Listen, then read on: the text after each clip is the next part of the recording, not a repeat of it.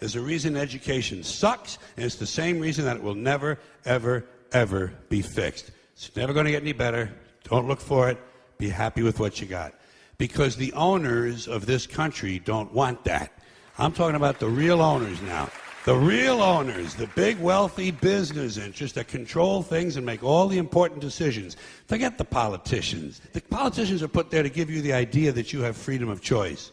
You don't. You have no choice. You have owners. They own you.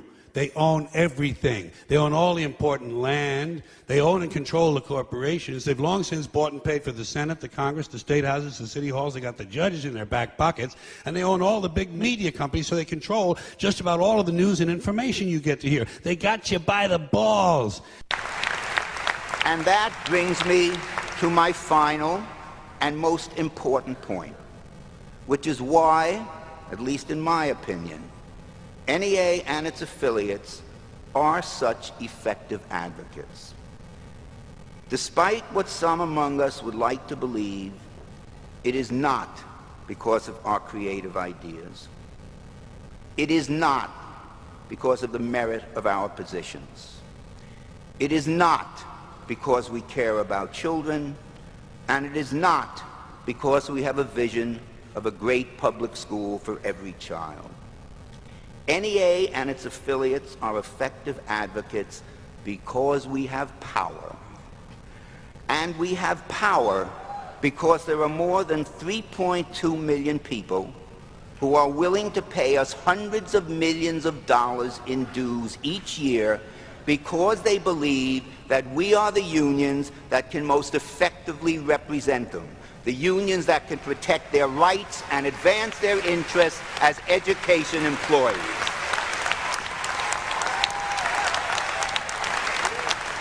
They spend billions of dollars every year lobbying to get what they want. Well, we know what they want. They want more for themselves and less for everybody else. But I'll tell you what they don't want. They don't want a population of citizens capable of critical thinking. They don't want well-informed, well-educated people capable of critical thinking. They're not interested in that. That doesn't help them. That's against their interest. That's right. They don't want people who are smart enough to sit around the kitchen table and figure out how badly they're getting by a system that threw them overboard 30 years ago. They don't want that. You know what they want? They want obedient workers. Obedient workers. People who are just smart enough to run the machines and do the paperwork and just dumb enough to passively accept all these increasingly shittier jobs with the lower pay, the longer hours, the reduced benefits, the end of overtime, and the vanishing pension that disappears the minute you go to collect it. And now they're coming for your Social Security money. They want your retirement money. They want it back. This is not to say that the concern of NEA and its affiliates with closing achievement gaps, reducing dropout rates, improving teacher quality, and the like are unimportant or inappropriate. To the contrary, these are the goals that guide the work we do. But they need not and must not be achieved at the expense of due process, employee rights, and collective bargaining. That simply is too high a price to pay. It's a big club, and you ain't in it. You and I are not in the big club. And by the way, it's the same big club they use to beat you over the head with all day long when they tell you what to believe. All day long, beating you over the head in their media, telling you what to believe, what to think, and what to buy. The table is tilted, folks. The game is rigged, and nobody seems to notice.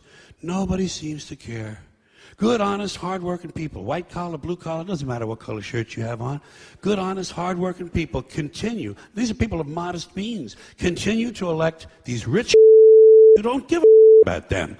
They don't give a about you. They don't give a about you. They don't care about you at all. At all. At all. Yeah. You know?